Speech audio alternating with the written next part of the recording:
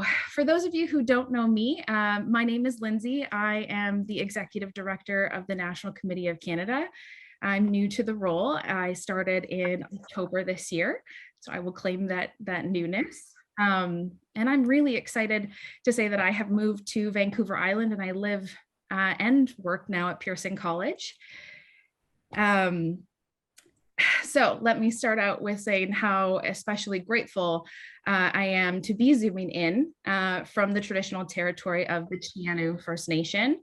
As you consider the land that you are on right now, that you are zooming in from and taking up space in this moment, I wanted to encourage you to also think about where you were raised and all of the land and its history and what it has provided to you to get you to where you are today in this moment. For me, I was raised on Treaty 8 land, which is the land of the Beaver, Dene, Woodland Cree, and Métis nations. Half of my ancestry is unknown to me, but on my maternal side, I do identify as a descendant of settlers. So living today in this place, which is very close to the ocean, for a person who grew up in a very cold, wintry kind of tundra area, I am constantly reflecting about how I dreamed of being in this place and how lucky and grateful I am to be here.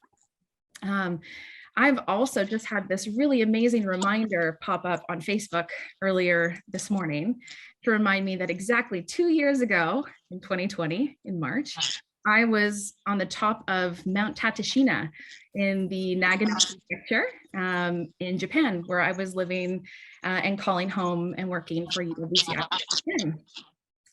So yeah, just reflecting on how much has happened in the last 2 years and where we have landed and where we are today. I think that's a good place to start. So I am lucky to be acting as your MC and also as a guest. So I am going to give you a little bit of an update on what has been happening with the National Committee of Canada. First, please let me start with identifying that I am very lucky to work with a group of amazing alumni who are our board members. So the National Committee of Canada is made up of 7 board members at the moment. They have all graduated from UWCs around the world. We have 3 Pearson College alumni on our board, as well as 3 UWC USA alums. And finally, 1 alumna from Mahindra College. So it's a really global group of Canadians who have had a variety of different experiences within UWC. I'm just going to give them a shout out. Some of them may be on the call as well. I haven't noticed as everyone has joined, but we have Bradley Chisholm, Duncan Cavins, Jamie Ronson, Christy Gibson, Yanis Dombrovskis, Davina Chan, and Paul Jarvie. You may recognize some of them as your co-years or first years or second years. So we have 7 members and they make up a variety of different committees of the National Committee. It's so much fun for me to figure out what this all means. But we have 5 committees that I wanted to quickly just review with you. The first is promotions and partnerships, which has one key goal, which is to make UWC not the world's best kept secret in education. So promoting what the UWC movement is, what is available at Pearson College and the other 17 UWC campuses is a huge component of that committee.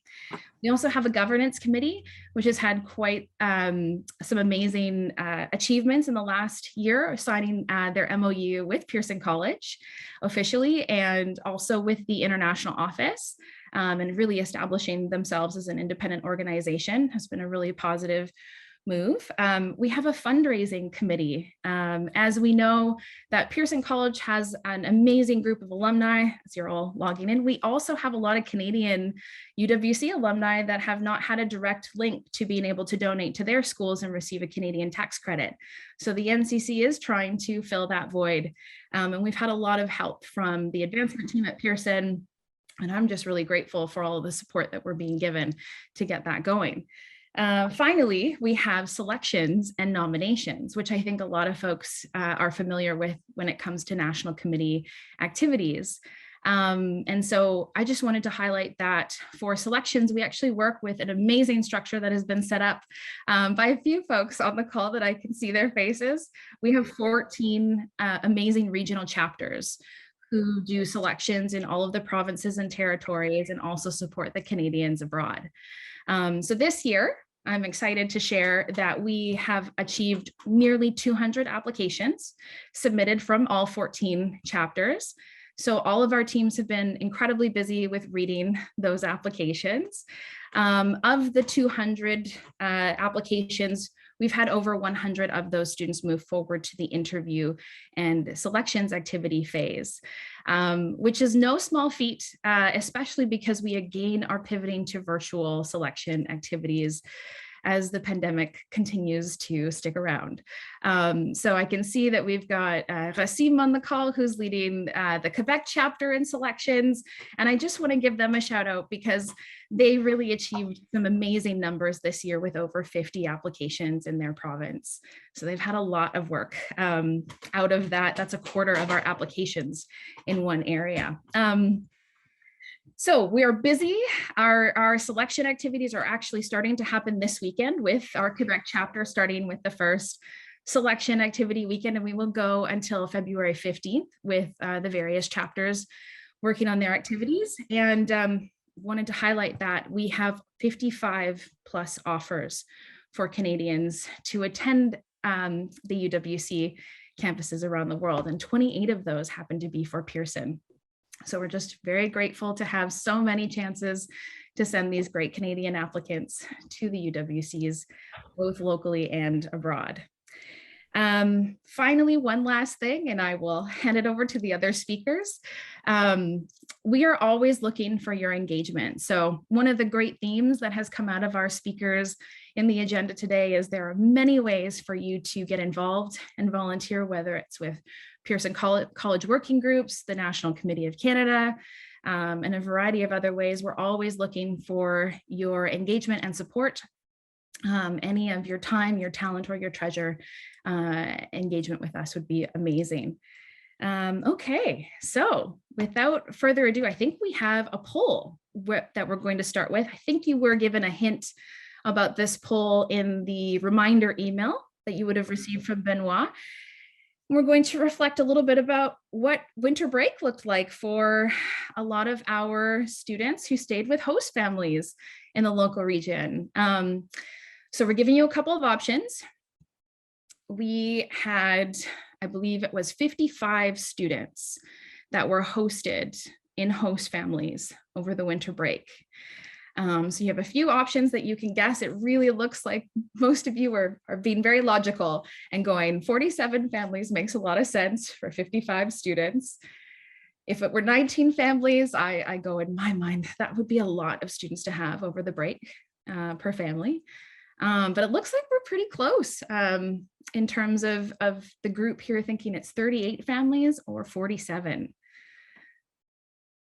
I think we're getting most of the votes in. So I'm very happy to say that it was 38 families that supported our students in our community this year. And the host family logistics and organization is all something that is managed by our VP of Operations, Tyrone Pile, who is here to provide us with an operations update.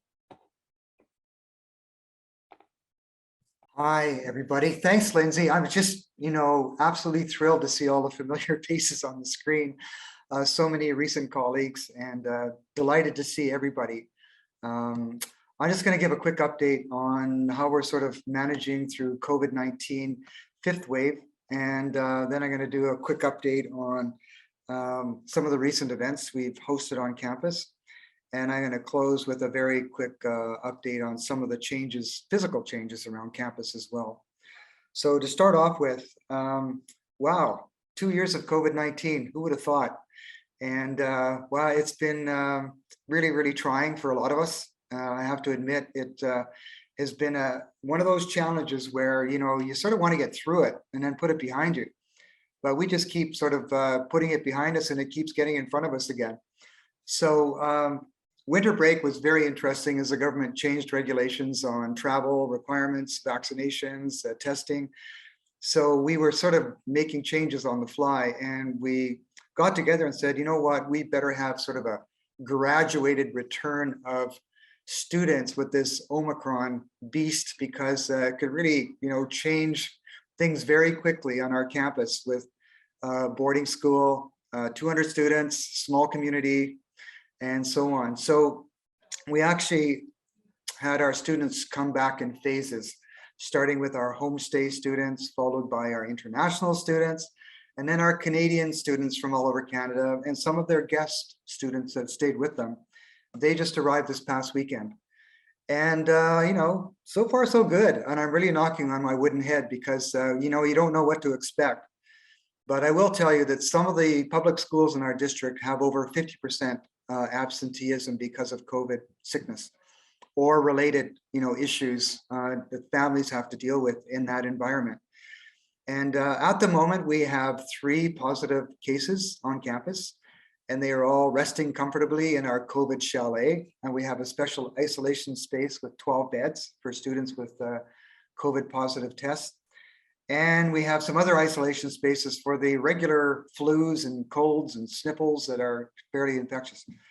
So far, so good. We've really sort of are managing to stay on top of it and not overwhelm not only our health center, but also our staff and faculty and volunteers and residents and house parents and everybody else. And we're not out of the woods yet, a little ways to go. We have certain isolation procedures in place, but I will tell you that effective today, all of our students are back in class. For in-class instruction, we've opened up some spaces on campus so we can focus on educational activities. And I think the other activities ramp up fully again next week on Monday, CAS, and so on. So we are working our way back to normal, but we're keeping a close eye on what the public health officer tells us and what the Omicron variant is going to do out there. But it looks like it's on the downward side of the curve. On the 17th of November, we had an opportunity to celebrate a wonderful event on campus, and it was the part of our reconciliation action plan. And we had an opportunity with the chief and the elders and guests from Chiana First Nation to unveil new house signs related to a renaming of some of the traditional names that some of you would be very familiar with. And I'm just going to run through them for you so you're at least up to date. But I've got a 5-minute limit, so I'm going to have to go through this fairly quickly. So Japan House, as you know, the Chiana First Nation are people of the salmon. And we had a fairly long process of our community discussions on renaming of the houses and also honoring our commitment to the Reconciliation Action Plan. And renaming places and buildings on campus was part of the plan. So we thought we'd start with the student residences, and there are 5 of them, and there happen to be 5 species of Pacific salmon. So each house got a name. Japan House, after the sockeye, was renamed Teki. Calgary House, after the coho, was renamed Tahoen. Victoria House, after the spring salmon, was renamed Stucky. East House, after the chum or the dog salmon, was renamed Kolach. And McLaughlin House, after the pink or humpback salmon, was renamed Hennen House. And I'm hoping that we've got a link there. You can actually look at the beautiful signs that were unveiled.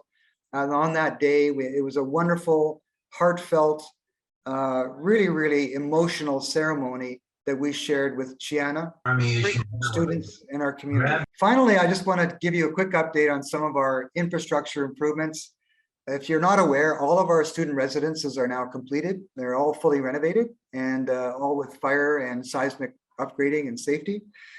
And in addition, we upgraded the Ondaatje Hall this past summer. We're just about 95% completed of our re-roofing program.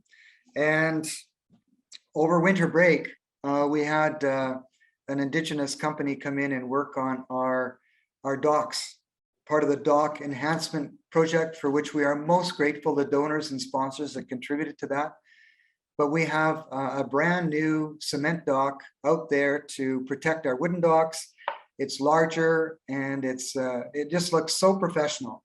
And it's really going to make a big difference for all of our on water, marine science programs, and support to our students.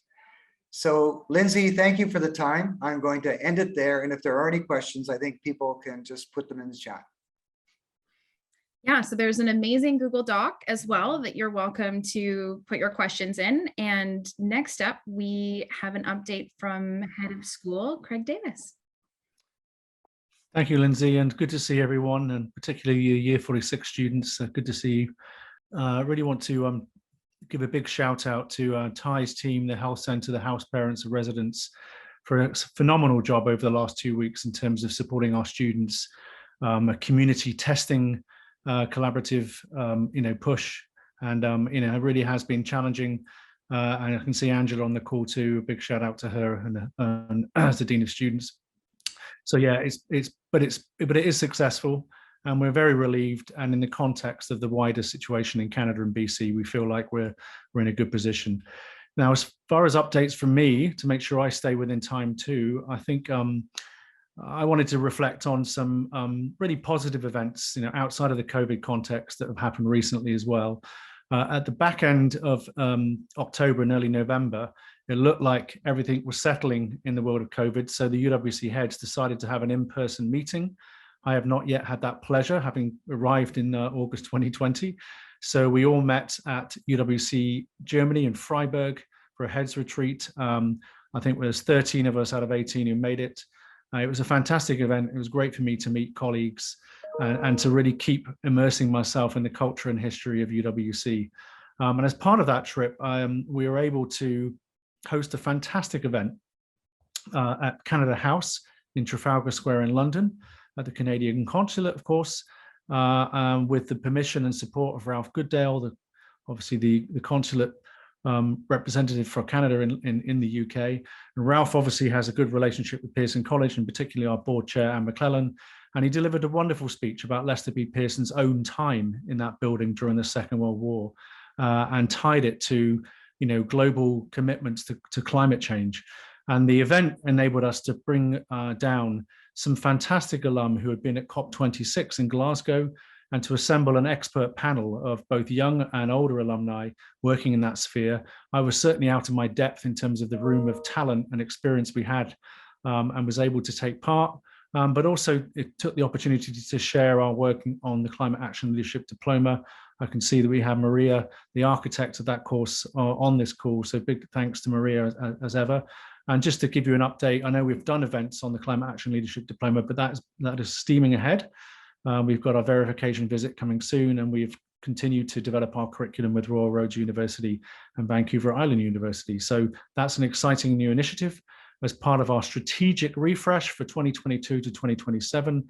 And I think the other element of that strategic enhancement to our programming and improvements to Pearson has been around the notion of well-being and supporting students. We recently had our CIS evaluation visit, the second time they've come around to Pearson College, and we had a full week with them in January. And as part of their commendations that they looked at through that week was our new core course that we've implemented this year, being led by Julia, a very experienced and popular member of faculty. And that course sits outside of the IB diploma, and it's looking at ways in which you can enhance students' understanding of diversity, equity, inclusion, issues of consent, issues of global affairs, issues around global technology citizenship, skills and UWC characteristics and values. So it's a really, really good course that they reported very positively to the team, that the students were really enjoying that course. And of course, the other part that they commended us on is our college assembly constitution, which we set up last year.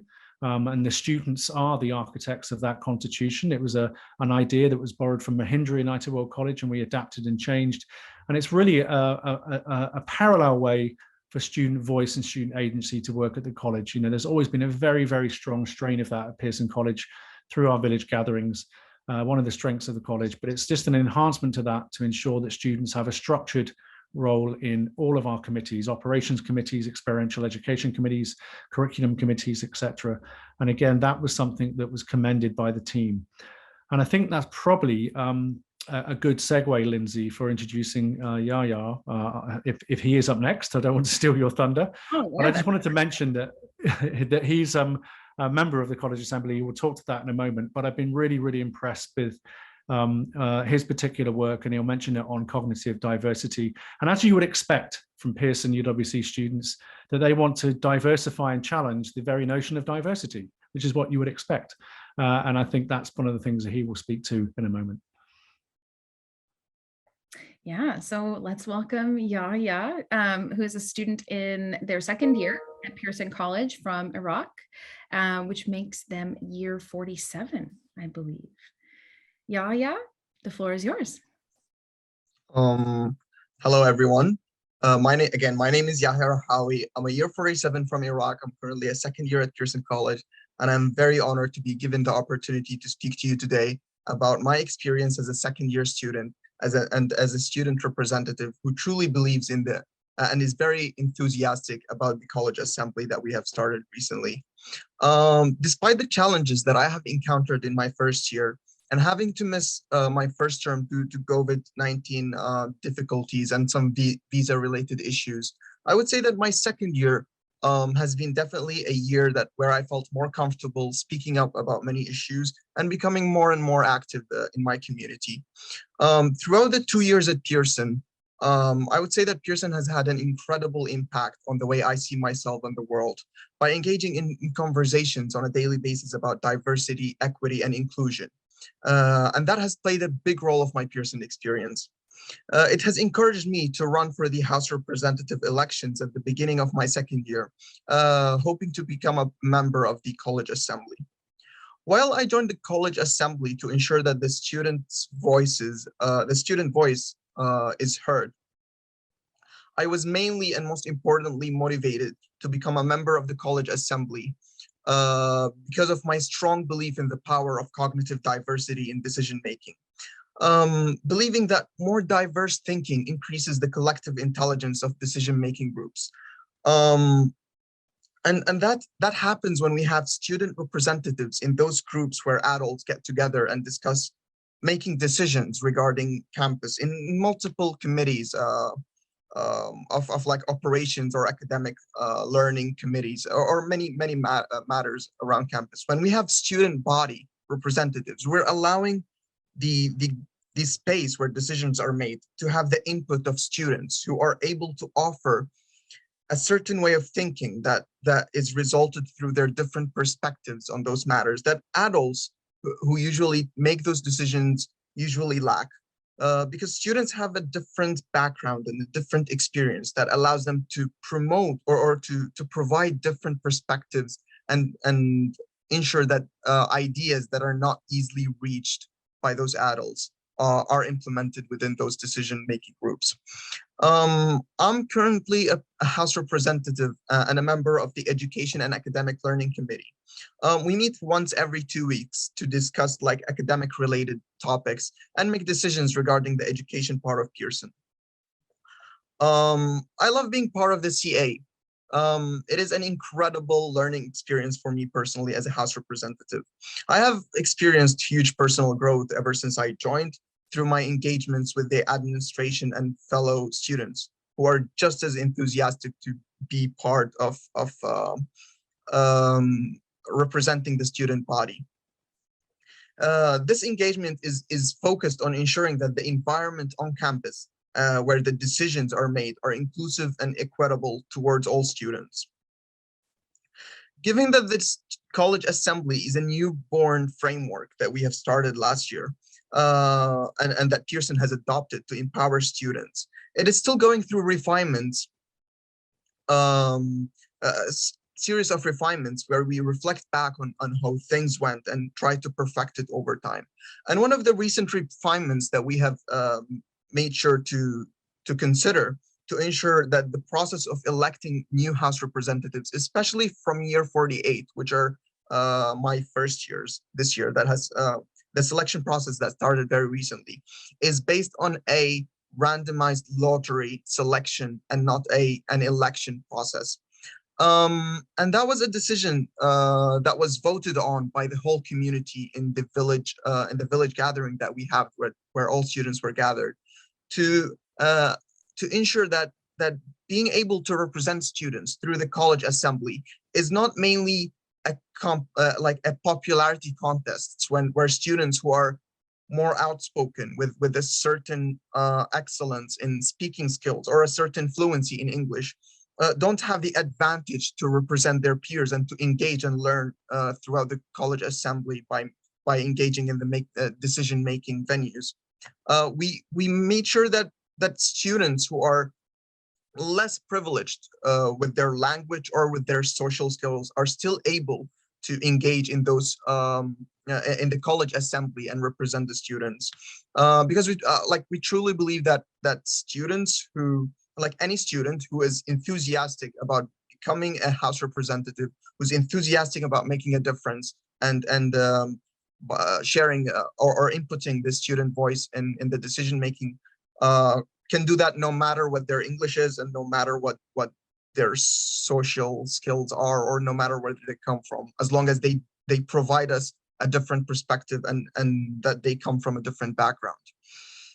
Again, I would like to express my gratitude being here today, being year 47 and knowing that the continuous work that I and my peers go through, learning and engaging in those conversations, trying to make the world a better place and trying to understand better about our diversity and how to achieve a more sustainable future, is shared by 46 previous generations who were just as enthusiastic and who are just as excited as we are right now to do that. And knowing that Pearson offers us the space to engage in those conversations and to learn more about ourselves, along with it providing us with an excellent education, is a perfect combination that I'm very, very proud to be part of this community and part of this culture and being able to speak to you all today. So thank you very much, and that's it. Thank you, Yahya. It's so wonderful to hear the students and their voices. And I know that your gratitude and your inspiration is definitely thanks to a lot of the alumni and spreading the word and encouraging more students to apply to be here from all around the world. We have a poll actually to test folks on their level of awareness of how decision-making is set up with students on campus. So how does it work for us? What do folks think? Is it only for second year students? It seems like no one is voting for that one. Is it only students that are elected, or is it all students? Looks like we're all very much leaning towards the correct answer, which is all students. Great job. It's I think our true testament to what makes UWC so different when we're talking about the public school system here in Canada or a private school anywhere, just how powerful students can be and how important it is that their voices are heard in decision making. So thank you. I believe our next speaker is Lucas Olscamp. I think I'm hopefully saying your name correctly. A faculty member, a resident of Pearson College, and also an alum who represented PEI, if I hopefully have that all right. I think we're also going to be sharing a video while Lucas is speaking. So I'll just pass the proverbial microphone over to Lucas. Perfect. Thank you so much for inviting me here today. And I am very glad to come to you live from the Maxwell Theater itself. So you can see me here. So for those for memories, as it is still very much the same as I come. I'm very glad to speak to you virtually through this means to talk about how we as teachers are really adapting and accommodating to an ever-changing climate, ever-changing time in this world. And for me, I really want to give you more context on who I am and where I've come from here and a little bit about what I'm doing here on the campus. So I was very lucky to attend Pearson College back as year 38 to Prince Edward Island, Canada, many moons ago, but very more lucky again to return in 2020 as an alumni in residence. I worked as kind of an alumni artist in residence, working mostly with the One World department and the theater and art program to really be an assistant, support, and kind of guide to all things arts and performing arts here on the campus. And inevitably, you can imagine it was January, February, and March of 2020 that I was alumni in residence, and so too COVID arose. And so amongst the middle of that chaos, I was lucky amongst all the chaos to be able to work with the college and actually find myself a permanent position here as the head of visual arts and theater. I also am a resident here on campus in Stockby House, and I live in the same previously Victoria House. It's the same house I also attended as a student. So full circle to be on the same stage that I performed as a theater student with Libby Mason here on the call as my faculty, and also to return to the same house, the serendipitous of that. And in this, I want to talk about how theater and art has been changing on campus. I'm glad to share that despite all of this COVID chaos and kind of that has been the challenges over the last couple of years, we've still been able to put on 2 major productions from the theater company, the theater class, every year, the first and second year production, and have put on a series of over 55 visual art exhibitions per year. So 2 to 3 series of mock visual art exhibitions, and many other nuit blanche and art activities that are still much alive here on campus. But one of the biggest questions over these last 2 years was One World. And as one can imagine, over the last 2 years, we did not have the chance to perform a live One World. And when I was here in 2020 to assist, we also had to quickly pivot to decide how to do One World with the looming face of COVID, but also the looming challenge of just departure. And so I look back to that example where it was in 2020, where we had to adapt. And I chose to reimagine this year on how we approach One World. And one way that I chose to kind of update and change our approach was to reimagine it as a CAS activity, so that the core of the One World company would actually be rooted in a group of performing artists who are rooted in creating the core skeleton, the kind of script, the main themes and content of the work that would work from September all the way up through into the second term to prepare for that March live production. And it wouldn't just be this group of 25 who are deeply dedicated, but they would build the core that would then integrate the rest of the community to kind of join them and get ready for this large scale live production. You can imagine, as my job was to reimagine One World, that it has been a continuous and infinite reimagination. So in this time, I have been challenged yet again with One World, with the idea that a royal production down at the Royal Theatre, in Victoria, was no longer a viable reality. And it really came down to not only the COVID precautions, which were inevitable, but also it was actually the challenging of scheduling and really working around how we lost our time due to online classes, and that no matter what I wanted to approach, how to reimagine it once more. And for this, Nicole will probably bring up a video as I speak, but I actually went back to an experience I had in 2020 as an alumni in residence before my position, where we were working on this kind of urgent time to reimagine. I think oh yeah, they're sharing the screen. I don't know if this is. Oh, there we go. It's being shared. Lovely. In 2020, the students had less than a week to prepare themselves for One World, to perform it on stage here in the Maxwell Theatre, and to live stream it to kind of share it out with the outer community. And it was a wonderful opportunity for folks to come together to share their work. But unfortunately, one student, Gracie, who is you'll see dancing here in a moment, along with Michaela, but Gracie specifically was an Indigenous student at the time, and she was working on hoop dance, an Indigenous act that you're being featured here. And though it wasn't COVID, she did catch, unfortunately, another condition at the time, which was just contagious, which had to isolate her from the rest of the community, even during these last kind of weeks and days before their departure. And so with that time, she wasn't able to perform at the Maxwell stage on the live stream performance in 2020. And she came to me really heartbroken to say, I put in all this work, all this time, and I don't have something to show for it that I'm proud of to really share back with my community. And she had one day outside of isolation. She got out of at 8 a.m. and she had to leave that night. And I said, we have to do something to capture this work and really show the artistry. So I went over to Brian, I borrowed his camera and was able to go with her and Michaela, one other student. And we took the hoop dance work that they had done over all this time and actually recorded it all across campus. We kind of quickly got together, we filmed it, we're kind of chasing the sunset before it actually happened. So we had natural light to record it. And from it, I was able to, she left that night and I edited together this film that you're watching here right now, and we'll share afterwards on Vimeo page, called Hoop Dance 2020. And what I found from this experience was that she was deeply proud of this, that this was something that was high quality, high results, and something that she could be proud to share with her family and the greater community.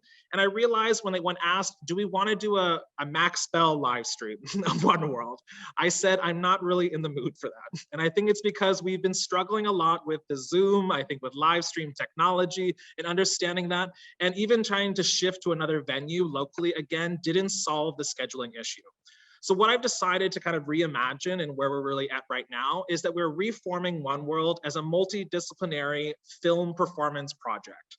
So now we are taking all of the pieces of One World that we have worked on since September. We're taking those pieces and kind of exploding them out across campus and even, if possible, into our greater Southern Vancouver Island communities to film these acts all around campus and all of these different outdoor locations, beautiful locations across campus as featured here, and to compile all of that high quality footage, that high quality recording, turn it into a video project that we can be proud of to share, and then feature it at the end of the year in an end of the year gala celebration to screen this footage, to bring people in. Hopefully outside community may join us in that as well. If not, there have other kind of opportunities for other stakeholders in our local community to join, but also to offer a virtual experience where folks can access this film online, usually probably by donation. We're working on that to tweak it out, but be able to access thing to watch the same performance that we are all experiencing all around the world. And it was this, that kind of coming together with something where we can share in that final product to be proud of, that is really invigorating. And I'm excited to kind of bring to you. So if you have more questions, you're willing to kind of reach out here on the doc, or you can reach out to me individually. I'm excited to share more as it arises and evolves and transforms over time. But I'm also really excited that very soon I will do a call to action to many, not only alumni, but any key stakeholders in our past who've had an experience here at Pearson College, where I'm going to ask them to record either sound or video of certain prompts, we'll get to that at a later date, that speaks to their experience here at Pearson and the need for how Pearson is changing and evolving and transforming. And the hope is that all of those perspectives will also become integrated to its own kind of interactive process as part of the project itself. So I hope you can see in this that yes, it is sad that we are not in the royal stage. It is not in the same format as we once expected it, but I hope you can see in it there's something exciting that we're building here together, and that our students, much like our college and our community and our world, are constantly evolving, constantly adapting, and constantly reimagining. But I can't wait to share all with you very soon. So thank you so much for having me here to speak to you today. Thank you so much for sharing all of the projects and the adaptations that you've taken on.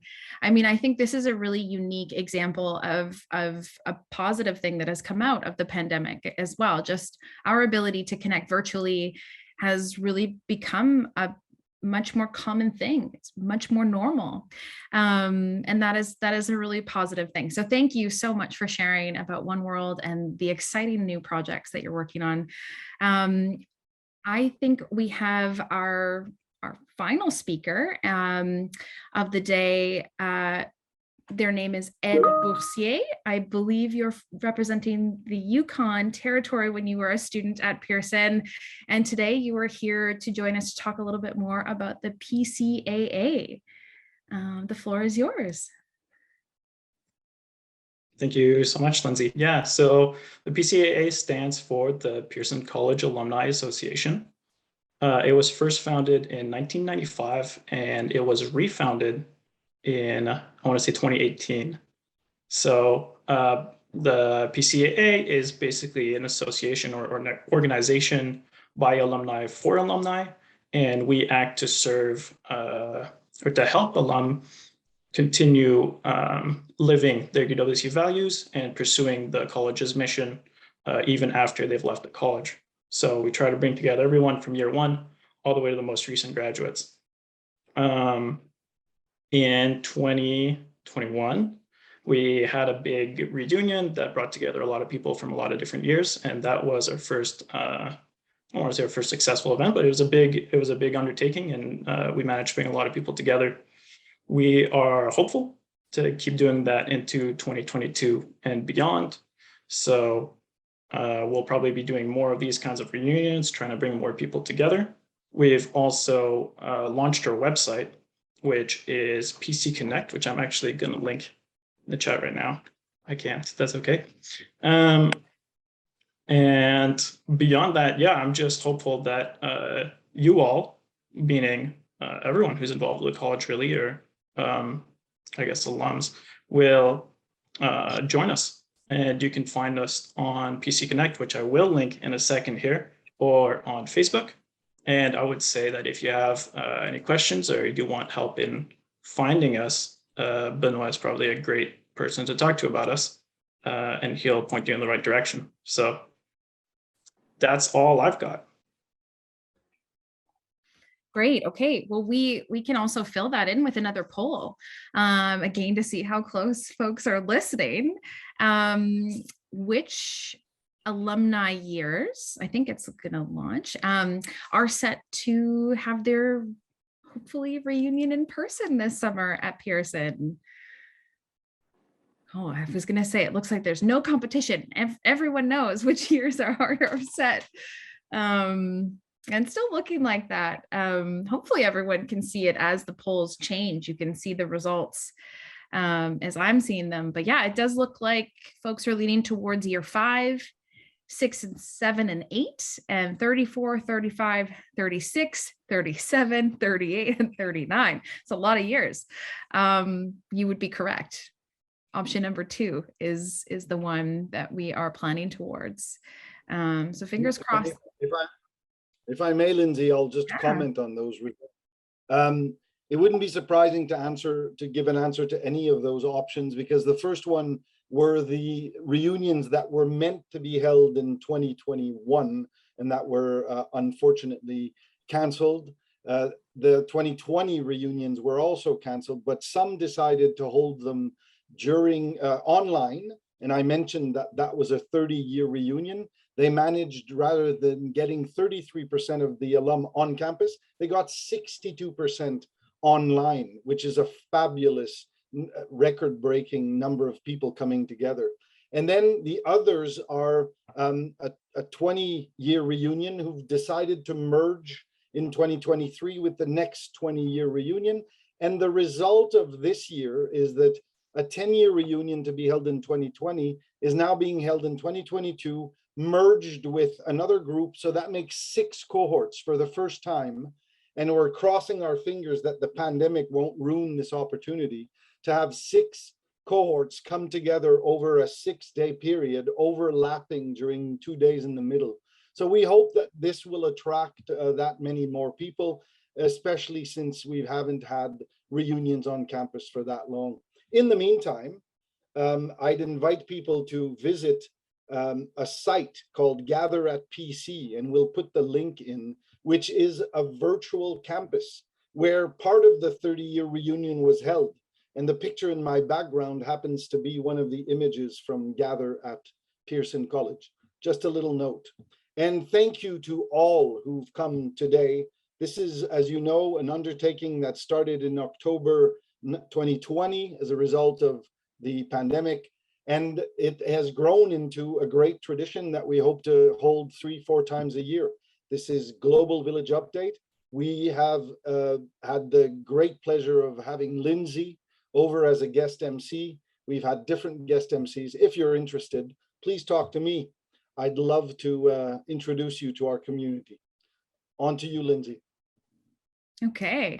Well, if you haven't caught on to the theme today, we've definitely been covering quite a bit about how you can continue to engage, whether that's with the college directly, with the Alumni Association, the PCAA, the National Committee of Canada, or the NCC. We sure love our acronyms within UWC, don't we? I just really want to highlight that there's one other speaker that we have to finish out our agenda today. Her name is Nosa Ero-Brown, and she was unable to make it live. So she's actually recorded a wonderful message for us that we're going to show you on a video. But it is to highlight her experience working with the Pearson College UWC DEI working group. So I think we're going to get that uploaded and learn about another opportunity that folks have to get involved if they choose to.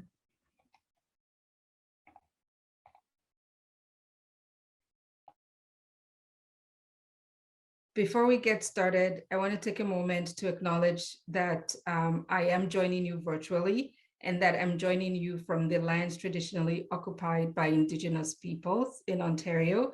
They continue to care for this land. They continue to shape Ontario, and I want to show my respect.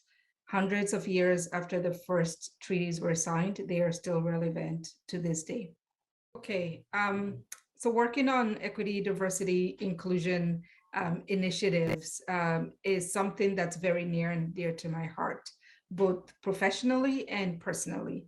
So of course, as somebody who attended Lester B. Pearson College on a full scholarship, I am deeply appreciative of that opportunity. And any chance and opportunity that I get to contribute to the college and contribute to the student experience there, I will contribute to the best of my ability. I believe in the values that we're trying to promote. I think that at this point in our world and in our society, the world needs a little bit more inclusion, a little bit more understanding, a little bit more equity. And that really is the focus of the DEI committee. So when I was called on to participate in it, I did put up my hand and said, yes, I'll be happy to contribute to the practice of this, because Pearson College and other UWCs are not the only ones going through an opportunity to improve inclusivity and taking an anti-racist approach. It's really important. And I think that the more we can learn from each other, the more we can grow. The more we know how to measure our progress and success, the better it is. And I think that the better it is from all sort of angles and sectors. So whether you're looking at economic, you're looking at the society as a whole, it's just, it makes for better outcomes for everyone. And that's why I really wanted to participate. So far, we've had a couple of meetings. I think I may have missed one, but I think we've had some really good conversation around the table. I'm so pleased that the student voice is embedded and right at the center of this, because after all, this is about their experience as well as those that are a part of the student life on campus. So the membership is something that I'm very proud to be a part of, and good to hear from them, learn from them. We've been talking about key initiatives. We've been talking about other areas that are doing this work. We've talked about measurement approaches. And I am looking forward to seeing where the initiatives land at the end of the day. And my hope is that this is not something that the college puts on a wall, that we've created this initiative and that's it. It is ongoing. There needs to be ongoing improvement. There needs to be ongoing pulse check-in of the students.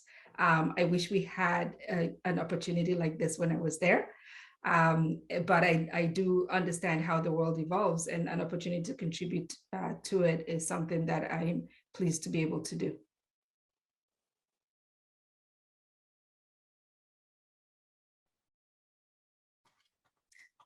Amazing.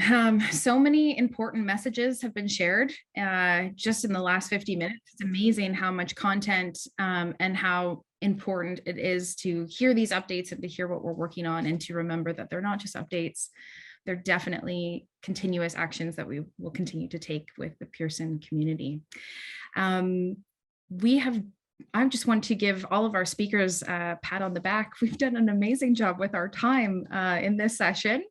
And so we do have plenty of time for questions. So I do want to open it up to the folks that are joining us.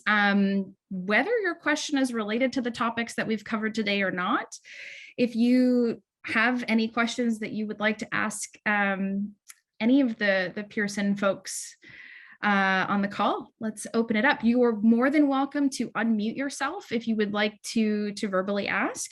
There are also some functions in the bottom right-hand corner, so a button called reactions. You can put your hand up, raise your hand, and it actually moves you to the top of the group as well. So it's easy to see if you have a question. I am a big fan also of just doing this if I would like to be called on. So feel free. Also use the chat. You don't have to actually speak if you don't want to. It is nerve-wracking to do so. Okay.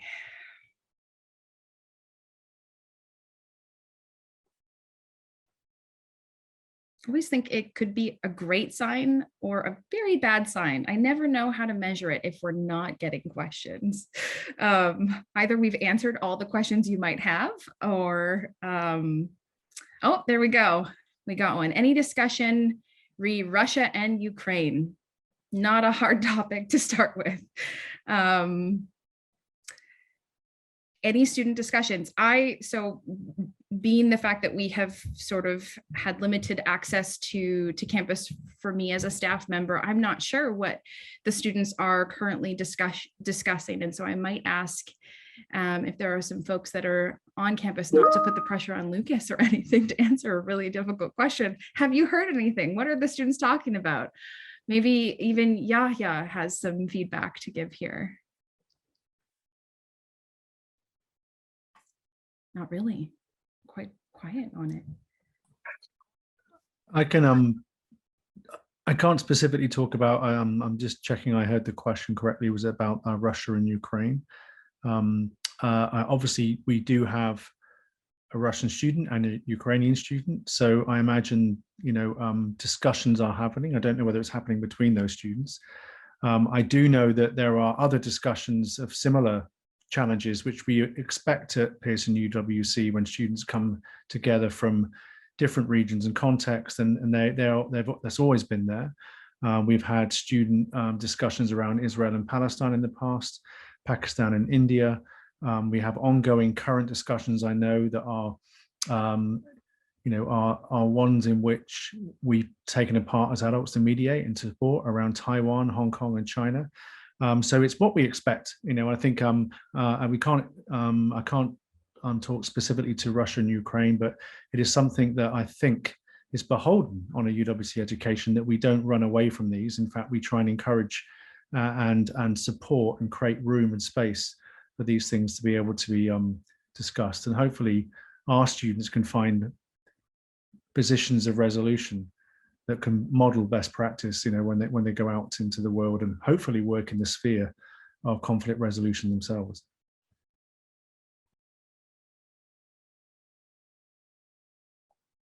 Thank you. Lucas, it looks like you have been called out in the chat by Ed about your monetization. Oh, I don't think I can say words anymore. Two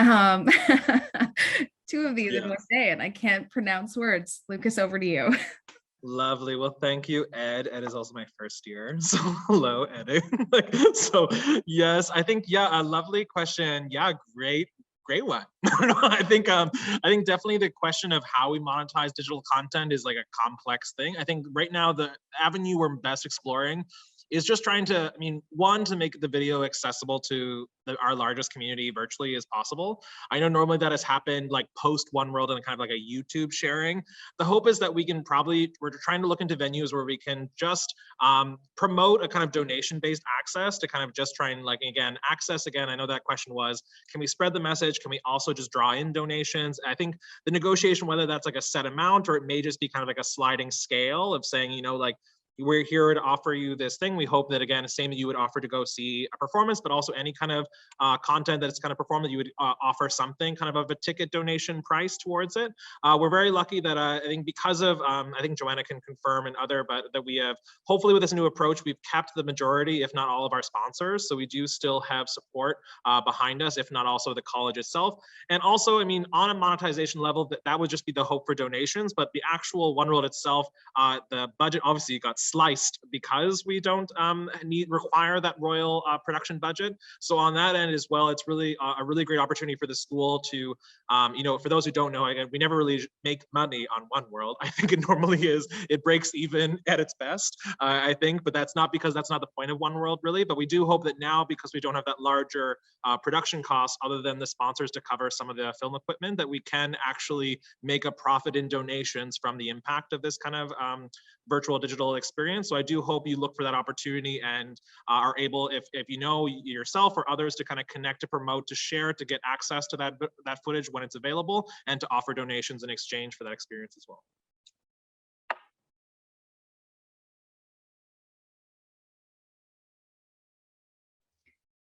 We have also a great question about whether there's been any progress in having applicants or students nominated from North Korea.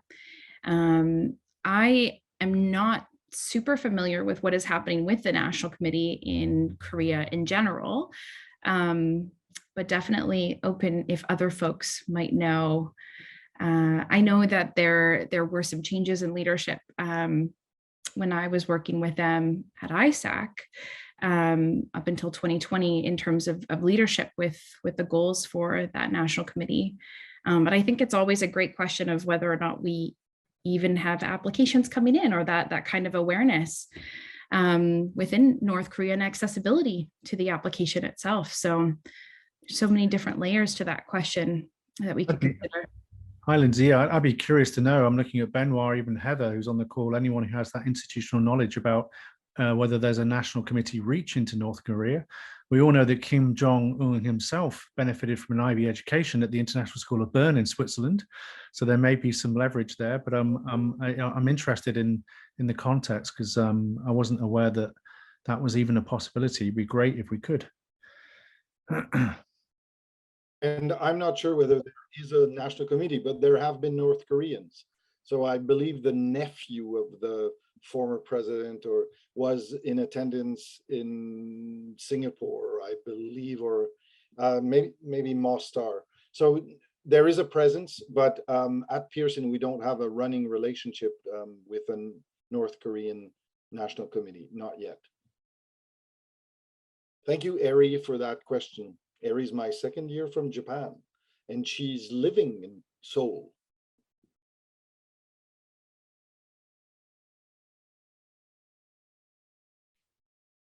There is a national committee. I've just found it on the website, UWC Korea.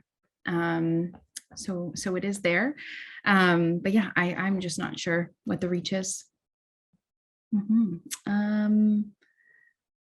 Great. Any other questions? Or Benoit, you had your hand for no? Okay.